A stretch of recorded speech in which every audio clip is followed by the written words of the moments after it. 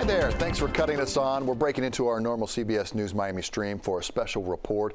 We're going to take you live right now. This is a live look at the National Weather Service's hurricane season media contact for today's event. DC. Let's and you will take be a listen. hearing her voice as she fields questions from the phone or from online a little bit later on. The news release and graphics related to today's announcement will be available on NOAA.gov shortly. And for those of you who are joining us online, this news conference is being recorded, so if you do not wish to be recorded, please disconnect at this time. We have about 15 minutes worth of remarks from our speakers, followed by a question and answer session with reporters. We'll go to those in the room first, so be prepared. And our speakers today are NOAA Administrator Rick Spinrad, who is also the Undersecretary of Commerce for Oceans and Atmosphere. Our National Weather Service Director Ken Graham is here, and FEMA Deputy Administrator Eric Hooks is joining us as well. And we have Matthew Rosenkrantz, who is the lead hurricane seasonal outlook forecaster, here in the room for us as well. It is an honor to introduce the boss. He has held senior leadership positions across NOAA, including as NOAA's chief scientist and as the assistant administrator of the National Ocean Service and our research office as well. With that, please join me in welcoming Dr. Rick Spinrad. Thank you, Lori. And good morning to everyone. Let's get right into it. And I'll start by saying that during previous outlooks that we've done, I have mentioned prior notable hurricanes as a benchmark of sorts. But as we look ahead, I think it's important to point out that past is, of course, not necessarily prologue when it comes to the hurricanes of the future. This season is looking to be an extraordinary one in a number of ways, based on our data and models with the El Nino-La Nina playing out a significant role. The key this year, as in any year, is to get prepared and stay prepared. We're going to be emphasizing that throughout these comments. It's the best way to reduce risk, especially the risk of potential loss of life. Our forecasters now are better equipped than ever, especially thanks to critical investments from the bipartisan infrastructure law and the Inflation Reduction Act. President Biden's Investing in America agenda has actually allowed us to enable rapid deployment of things like advanced water models, allowed us to build near real-time, high-resolution flood inundation maps across the country, and we've also begun our path toward next-generation radar. These investments are critical. We know communities can be devastated from the impacts of hurricanes. The associated wind, storm surge, and flooding produce damage that affects local economies, it affects livelihoods for years after the storm has passed. Last season, even with most Atlantic tropical activity remaining offshore from the United States, tropical cyclones caused approximately $4 billion in damages for the contiguous U.S. And in the impacts of Hurricane Hilary added in the western U.S., that number rises to nearly $5 billion. The Department of Commerce and NOAA continue to work with partners to prepare for future storms and respond to the economic impacts inflicted on communities so that they can recover more quickly in the aftermath of the storm. With the official start of the Atlantic hurricane season beginning next weekend, NOAA is prepared to support our nation today with the most accurate and reliable information and environmental intelligence for the official government outlook. We will continue throughout the season to provide you with the official warnings and watches, of course, and our preparation for the season represents a whole of NOAA approach. I'd like to say just a word about what that whole of NOAA approach means. We recognize all of NOAA's 6 line offices play a critical role during, ahead of, and after a hurricane or tropical storm has impacted the United States. You'll hear shortly from Ken Graham, the head of the National Weather Service, on his office's preparation for the season ahead. I'd like to take just a moment to recognize NOAA's other investments and advancements related to hurricanes in all of our line offices. Our research line office, the Office of Oceanic and Atmospheric Research, is going to put into operation this season the 6th version of the Modular Ocean Model, or MOM6 as we call it. When we couple that with the Hurricane Analysis and Forecast System, or HAFS as we call it, which began running within the Unified Forecast System framework last year. MOM6 is going to improve representation of the key role that the ocean plays in driving hurricane intensity. Something I can tell you as a card-carrying oceanographer warms my heart. I would add that this is just one example of OAR's research and modeling efforts. However, to have good modeling, we've got to have reliable and accessible data. So NOAA's National Environmental Satellite Data and Information System, NESDIS, has end-to-end responsibility for developing much of the critical data that we need to produce the forecasts. Next month, the satellite GOES-U is scheduled to launch, which will provide atmospheric and oceanic data critical to our efforts to forecast tropical activity.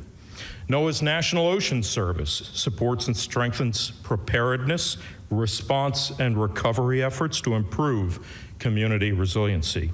NOS provides those critical coastal survey overflights, which allow us to reopen harbors and ports and ultimately revive economies with great speed and efficiency. Our Office of Marine and Aviation Operations plays a critical role in obtaining data from storms while they are over the ocean. In particular, our Hurricane Hunter aircraft provide one of the only means for collecting data directly inside the storm. It's these data that provide the most improved outputs from our forecast models, and in fact, Hurricane Hunter aircraft data were critical to observing the rapid intensification that we saw of Hurricane Otis in the eastern Pacific last season, which, as you'll recall, made landfall as a devastating Cat 5 hurricane near Acapulco. OMAO, Marine and Aviation Operations, will continue to fly our P3 Hurricane Hunter aircraft into storms for as long as we can, while also we are continuing efforts to secure critical funding that's necessary to replace our aging current fleet with updated planes. And NOAA's National Marine Fisheries Service is critical in the recovery efforts of after storms passed, including things like assessment of reefs and the conduct of coral rescue and stabilization. These are key efforts to help marine environments and local economies recover.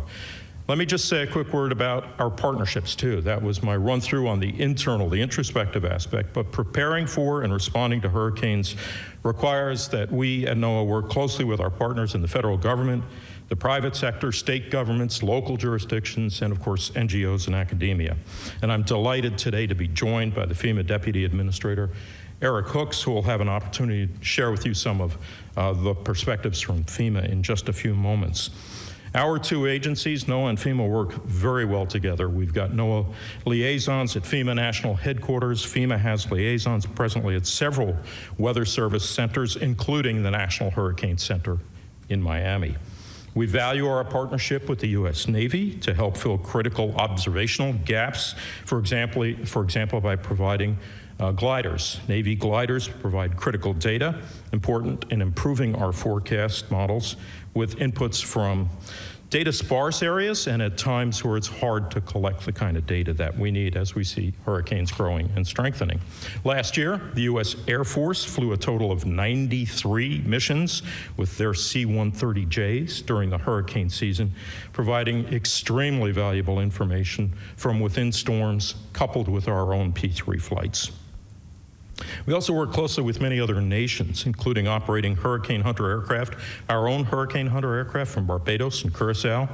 This enables us to safely reach and operate within locations, including the far eastern Caribbean, areas that would otherwise be unreachable. These are just a few examples of the crucial partnerships NOAA values as we head into the 2024 hurricane season.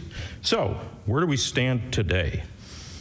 NOAA's Climate Prediction Center issues El Nino, Southern Oscillation, or ENSO as we call it, forecasts and discussions. The official CPC forecast issued just this month indicates a 77% chance of La Nina forming during the August-October timeframe. We know the development of La Nina can lead to weaker easterly trade winds and below average vertical wind shear in the tropical Atlantic Ocean. This type of environment can be more conducive for tropical cyclone development. Also, NOAA's National Centers for Environmental Information has reported record warm water temperatures for much of the tropical Atlantic Ocean, as you see here. Forecast modeling indicates that above average sea surface temperatures are predicted during the peak months of the Atlantic hurricane season from August to October. We know warm sea surface temperatures are an important factor in rapid intensification of tropical cyclones to major hurricane status, and that major hurricanes contribute significantly to the measurement of ACE, the accumulated cyclone energy, ACE. In past years, when we've seen high ACE numbers, those have historically been the years with the most destructive hurricanes, and this season, NOAA is forecasting the second highest ACE for our May outlook. So without further ado, let's dive into the numbers for this year's Atlantic hurricane season outlook. NOAA is predicting an above average 2024 Atlantic hurricane season. Specifically, there's an 85% chance of an above normal season, a 10% chance of a near normal season, and a 5% chance of a below normal season. For the range of storms expected, NOAA calls for the following: 17 to 25 named storms with a top sustained wind of at least 39 miles per hour. Of these, 8 to 13 are forecast to become hurricanes with maximum sustained winds of at least 74 miles per hour. And 4 to 7 are forecast to become major hurricanes, that is category 3 to 5, with maximum sustained winds of at least 111 miles per hour. Of note, the forecast for named storms, hurricanes, and major hurricanes is the highest NOAA has ever issued for the May outlook. In addition, ACE projections range from 150% to 245%, which, as I previously noticed, is the second highest ACE forecast to start a season, only behind 2010. With all of that said, I'd like to take a moment to remind you now is the time to prepare and stay prepared. Remember, it only takes one storm to devastate a community. And it's prudent to prepare now because once the storm is headed your way, it all happens so rapidly, you won't have the time to plan and prepare at that point. Before I close, I'd also like to give a special thanks to the very skilled and dedicated forecasters at the National Hurricane Center in Miami, who work around the clock to deliver timely and accurate forecasts each and every hurricane season, as well as the hurricane hunters who fly hundreds of hours each hurricane season to support critical hurricane forecasting and research. I've done 6 penetrations of a hurricane in a P3, and I can tell you my heart goes out to that team of brave aviators, and the numerous members, of course, of the emergency management community who are so critical to protecting lives and property.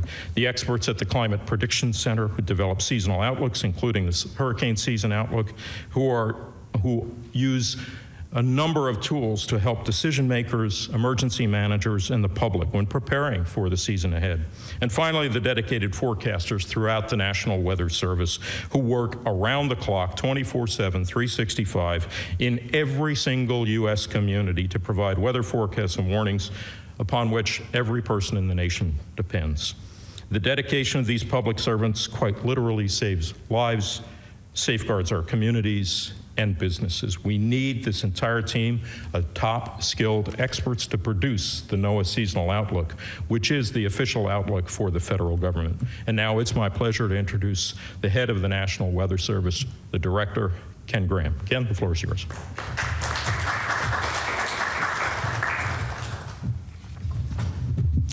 Thank you, Dr. Spinrad. I appreciate everybody being here, and everybody took that in, right? Those numbers. I mean, that's the highest forecast that we've had. So all the ingredients are definitely in place to have an active season, it's reason to be concerned, of course, but not alarmed.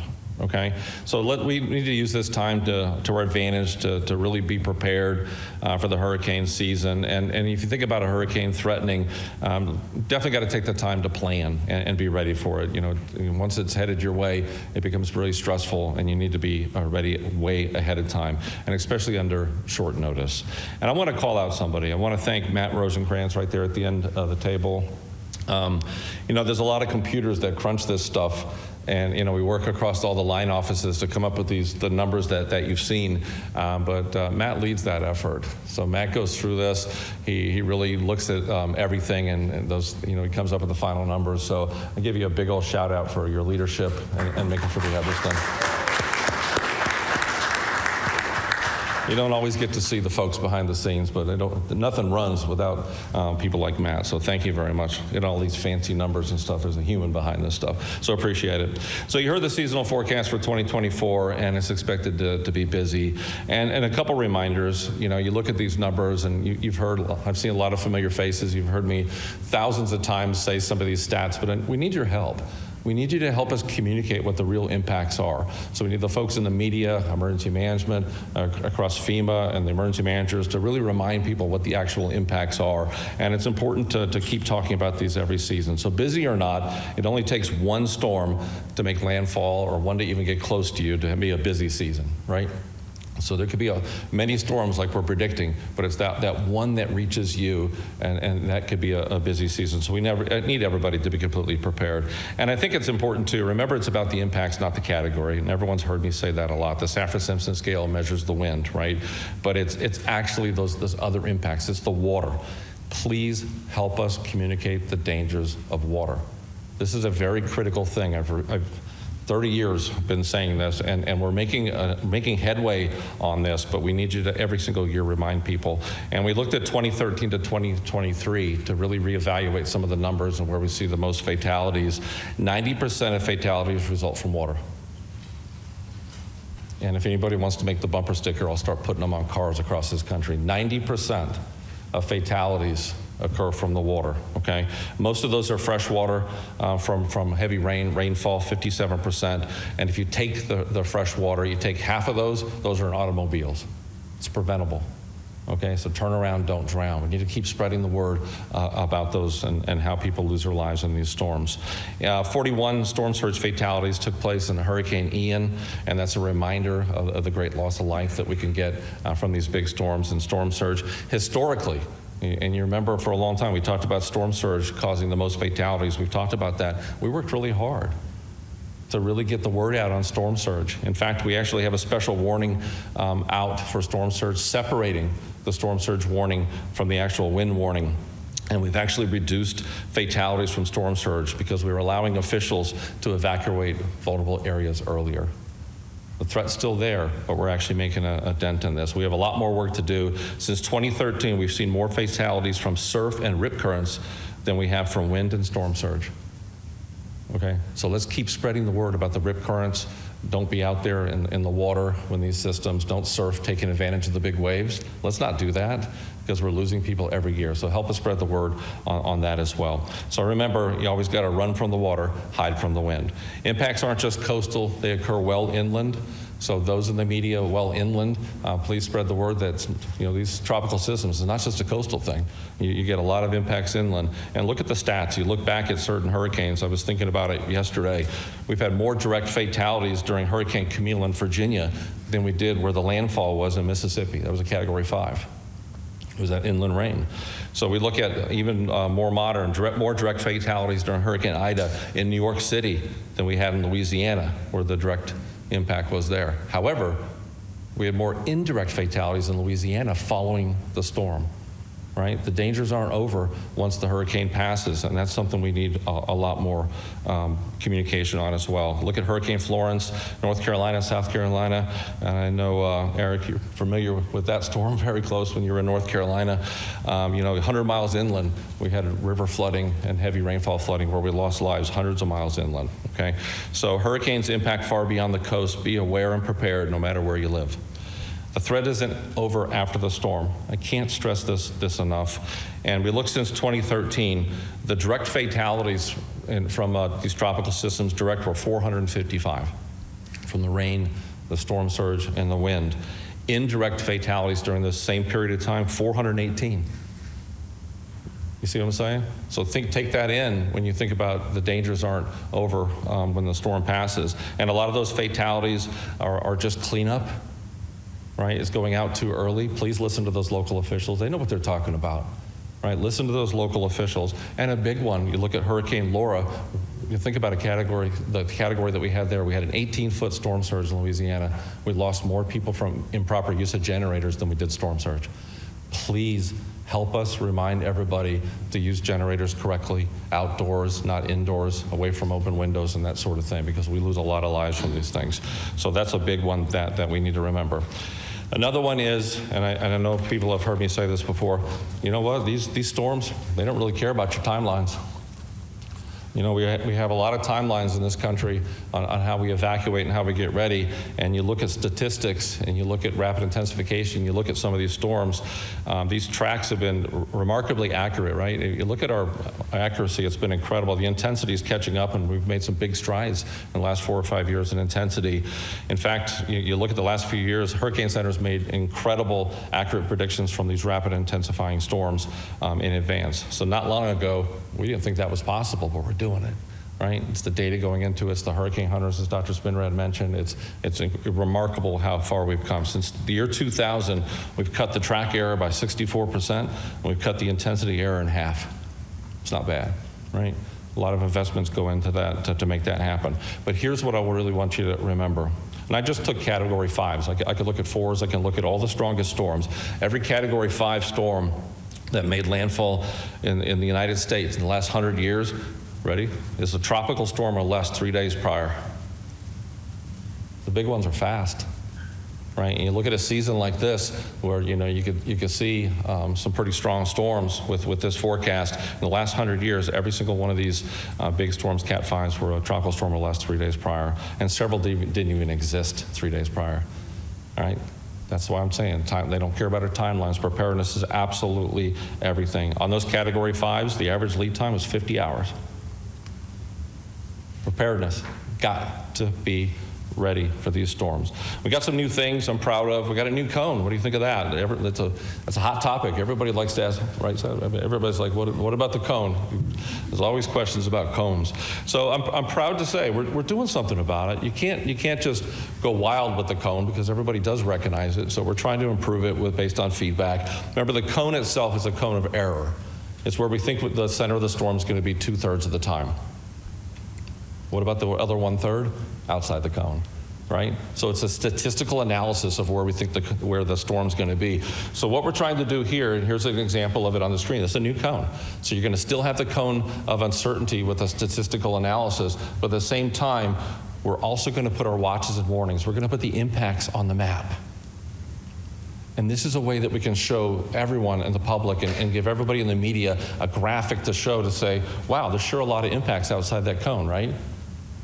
The graphic is so powerful because it means more than me saying, hey, there's impacts outside the cone. Okay, fine, but now you can see it, okay? So this is experimental. We're going to try it this year. I'm super excited about it. So you can see, look how big the impacts are and how many of those impacts are outside the cone. The other part of it is the Spanish language translation using artificial intelligence, AI. You know, for decades, we had people in Puerto Rico, San Juan, translating our tropical products into Spanish. Now we've partnered with a company called Lilt, and we're actually using AI to be able to translate that right as we go, fast. That's important.